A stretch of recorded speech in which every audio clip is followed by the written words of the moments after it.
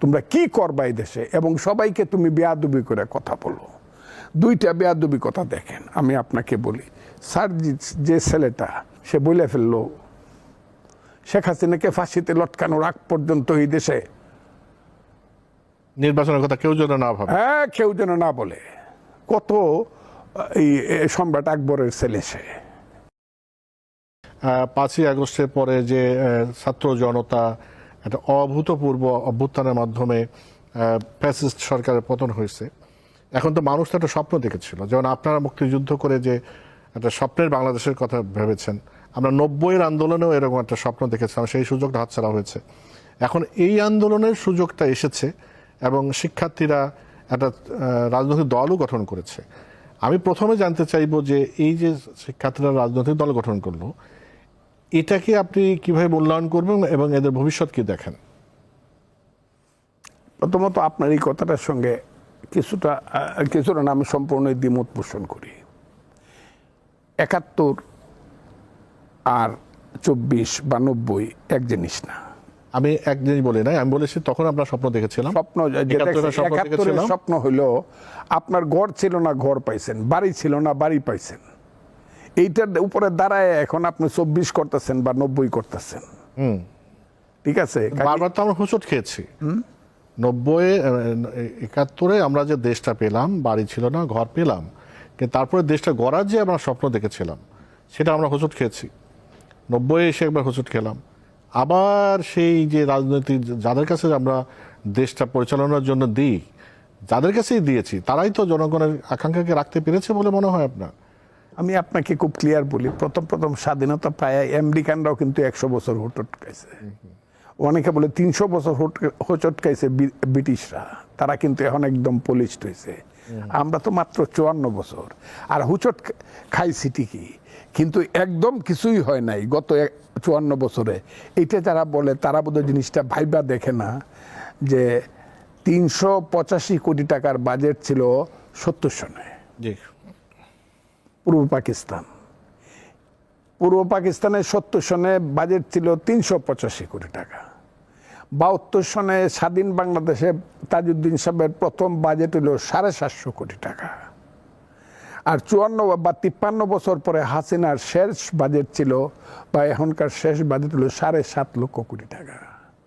একদম কিছুই হয় নাই বাংলাদেশ পাইয়া, খালি আমরা ভুল করে সব শেষ করি। নো, বাঙালির ছেলে কিন্তু কোটিপতি ছিল না। আমরা শুনতাম কিশোরগঞ্জের জহুরুল ইসলাম, চট্টগ্রামের একে খান, 2 জনের নাম শুনতাম। এখন তো ওরা গোনার মধ্যেই না, এখন তো হাজারে 22,000 বাঙালি আছে, 22 পরিবারের বদলে হাজার চুরিদারি করতেছে। বাঙালির ছেলের তো ব্যাংক ছিল না, বাঙালির সন্তানের ব্যাংক হয়েছে। বাঙালির ছেলের ইন্স্যুরেন্স কোম্পানি ছিল, শেয়ার মার্কেট কিচ্ছু ছিল না, সব কিছু হয়েছে। কিন্তু বাঙালির ছেলে কিন্তু এই যে গন্ডায় জেনারেল ছিল না, জেনারেল ওয়াকারুজ্জামান কর্নেল হয়ে উসমানীর মতো ব্রিলিয়েন্ট অফিসারকে রিটায়ার করতে হয়েছে। বাঙালির ছেলেরা এখন গন্ডায় general, lieutenant general, major general, brigadier general. বাঙালির ছেলেরা সিনিয়র সচিব ইত্যাদি ইত্যাদি ইত্যাদি, শয়ে হাজারে। বাঙালির ছেলেদের মধ্যে এখন ক্রিকেট টিম, ইমরান খানদের যারা বল ঠুকাইতো 71 সনে বল ঠুকাইছে, এখানে খেলা হইতেছিল পাকিস্তান ভার্সেস এটারে কি কয় আরেকটা টিমে খেলা হইতেছিল 1 মার্চ, গন্ডগোল হইল স্টেডিয়ামে। তখন বাঙালি একজন ছেলে চান্স পাইল, উনি আছেন এখনো, তাদের দিল তুই বলটা টুকাইয়া দিবে আমাদেরকে। পাকিস্তান থাকলে বাঙালির ছেলে বল টুকাইতো ক্রিকেটের। এখন কিন্তু একটা পতাকা নিয়ে গিয়ে দাঁড়ায়, অনেক সময় পাকিস্তানকেও পরাজিত করে ফেলে, ইন্ডিয়াও পরাজিত করে ফেলে। বাঙালির মেয়েরা কিন্তু এখন এশিয়াতে ফার্স্ট হয়ে যায় ফুটবল খেলা। কাজেই একদম কিছুই হয় নাই আমাদের। এইটা বলাটা বোধহয় স্বাধীনতা আমাদেরকে কিছুই দেয় নাই, এটা বলাটা বোধহয় খুব বেশি কৃপণতা হবে, এটা ঠিক হবে না। আমাদেরকে দিছে, হ্যাঁ কেউই বলে না, এটা কেউই বলে না। আমরা যদি ভুল না করতাম, অনেক ভুল করছি, আমাদের রাষ্ট্র শাসন ব্যবস্থার ব্যাপারে অনেক ভুল করছি, লুট করে অনেক ভুল করছি। এটা না করলে হয়তো বা আমার এখন মনে হয় রাষ্ট্র শাসক যদি সেই রকম হইতো, যেটা স্বপ্ন দেখছিলাম আমি ইউনূস সাহেবকে নিয়ে 8ই আগস্ট, আমি ফজলুর রহমান হাততালি এত জোরে দিছি। আপনার স্বপ্ন কি একটু ফিকে হয়ে গেছে এখন? হ্যাঁ হ্যাঁ হ্যাঁ হ্যাঁ। কারণ কি? কারণ হইল আমার মনে হইতেছে রাজনীতিবিদার নোবেল লরিয়েট এক জিনিস না। এনজিও সারা পৃথিবীতে শ্রেষ্ঠ মানুষ আর রাজনীতিবিদ এক জিনিস না। আমার কাছে মনে হয়েছে ইউনূস সাহেবের কাছ থেকে মানুষ যেটা আশা করছিল, মানুষ খুব হতাশ হয়েছে। এবং এমন জায়গাতে উনি পলিটিক্সটাকে এখন নিয়ে গেছে, এটা খুব ক্ষুদ্র জায়গায় গিয়ে সীমাবদ্ধ হয়ে গেছে। এখন আমার এখানে আসতেই ইচ্ছা করে না। আপনি যে ডাকছেন আমাকে, আমার আসতেই ইচ্ছা করে না। কেন জানেন? এখানে এই দেশে কোনো পলিটিক্স নাই। No politics in this country. এই দেশে এখন ভাগ বাটোয়ারার প্রশ্ন। এই যে ছেলেপেলেরা যে রাষ্ট্র ক্ষমতা কইতেছে আমরা এই করছি এই করছি, তারা একটা কিছুই করে নাই, শুধু একটা এটারে কি কয় কিংস পার্টি করছে।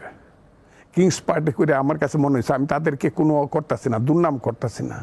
তাদের মানসিকতাটা, তা তো আমার ছেলে, আমি তো তাকে বকতেই পারি, ধমক দিতেই পারি তাকে আমি। কারণ যে ছেলেটার বয়স 26 বছর, আমার ছেলের ছোট ছেলের বয়সও 26-এর বেশি, আমার বড় ছেলের বয়স 44 বছর। কাজে আমি ছেলেটাকে তো বলতেই পারি, আরে বাবা তোমার মানসিকতা তো বোঝা যায়। 2 দিন হয়েছে না তুমি পার্টি করছো শেরাটনে, ইন্টারকন্টিনেন্টে তুমি ইফতার পার্টি দাও কেন? এটা তোমার মানসিকতা, কয় টাকা খরচ করে দিলা, এইটা বড় কথা না। তুমি তো যাও না ক্ষেতের আইলে, তো এখন পর্যন্ত তুমি যাইবা বলেও মনে হয় না। কারণ গাড়ি দৌড়ায় তো ক্ষেতের আইলে যাওয়া যেত না। 4 কোটি টাকার গাড়ি, হেলিকপ্টার দৌড়ায় তো তুমি 30 লাখ টাকার হেলিকপ্টার খরচ করে তুমি 30,000 টাকার কম্বল দাও। তোমার মানসিকতা তো বোঝা যায় তুমি কে, তোমরা কি করবা এই দেশে। এবং সবাইকে তুমি বেয়াদবি করে কথা বলো। 2টা বেয়াদবি কথা দেখেন, আমি আপনাকে বলি।